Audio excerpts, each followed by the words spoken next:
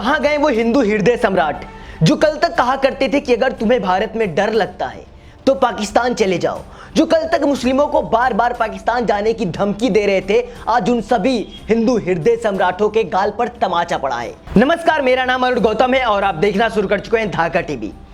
मोहन भागवत ने हिंदू हृदय सम्राट, जो खुद को सबसे बड़ा हिंदू राष्ट्रभक्त मानते थे, जो मुसलमानों को बार बार पाकिस्तान जाने की धमकी दिया करते थे, ऐसे हिंदू हृदय सम्राटों के गाल पर मोहन भागवत ने तमाचा मारा है। आरएसएस प्रमुख मोहन भागवत ने एक सभा में आयोजित प्रोग्राम में एक बयान दिया था, जिस बयान की वजह से उन्हें सोशल मीडिया पर पूरी तरह से ट्रोल किया जा रहा है और सभी लोग उनके उस बयान का आलोचना कर रहे हैं। आखिर उनके इस बयान में ऐसा क्या है जिसकी सभी लोग आलोचना कर रहे हैं? आपको बता दें कि मोहन भागवत ने कहा कि भारत में भले ही अलग अलग धर्मों के लोग रहते हैं, लेकिन सभी धर्मों का डीएनए एक है। उन्होंने यह भी कहा कि जो लोग हिंदुत्व के नाम पर मॉब लिंचिंग कर रहे हैं वो लोग हिंदू नहीं है। ऐसा बयान आरएसएस के प्रमुख मोहन भागवत ने दिया है, लेकिन उनके इस बयान पर देश में हंगामा मच गया है। बहुत से बड़े बड़े राजनीतिक लोग भी उनके इस बयान की बुरी तरह से आलोचना कर रहे हैं। तो आइए आज की इस वीडियो में हम आपको कुछ बड़े बड़े दिग्गज नेताओं की उनके इस बयान की विश्लेषण की आलोचना सुनाते हैं। आपको बता दें कि मोहन भागवत के डीएनए वाले बयान पर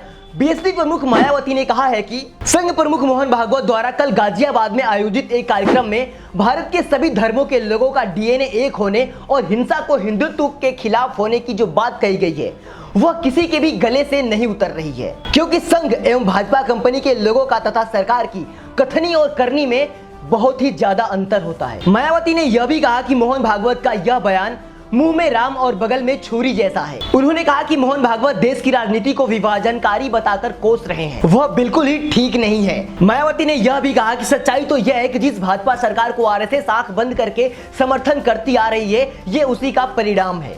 ये तो था बहन कुमारी मायावती जी का बयान, लेकिन बहन कुमारी मायावती जी के साथ साथ और भी सारे बहुजन समाज के लोगों ने उनके इस बयान की निंदा की है।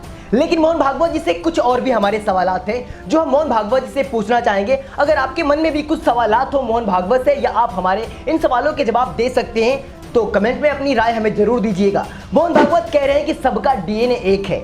जब सबका डीएनए एक है, जब भारत में रहने वाले सबका डीएनए एक है, जब हम सब एक हैं, तो मोहन भागवत जी शंकराचार्य की कुर्सी पर सिर्फ ब्राह्मण ही क्यों बैठता है? उसके डीएनए में ऐसा क्या चीज है जो हमसे उससे अलग बनाता है? मोहन भागवत कह रहे हैं कि हमारे देश में जो हिंदू रहते हैं, मुस्लिम रहते हैं, सिख रहते हैं, इन सबका डीएनए एक है। चलिए हम हिंदू, सिख, ईसाई इन सब की बात छोड़ देते हैं। आप जिन्हें हिंदू कहते हैं ना, हम सिर्फ इन्हीं की बात कर रहे हैं। आप जिन्हें हिंदुओं के अंतर्गत लेते हैं, उन्हीं हिंदुओं में से आप जिन्हें शूद्र कहते हैं, आप क्या उन्हें शंकराचार्य की कुर्सी पे बैठा सकते हैं?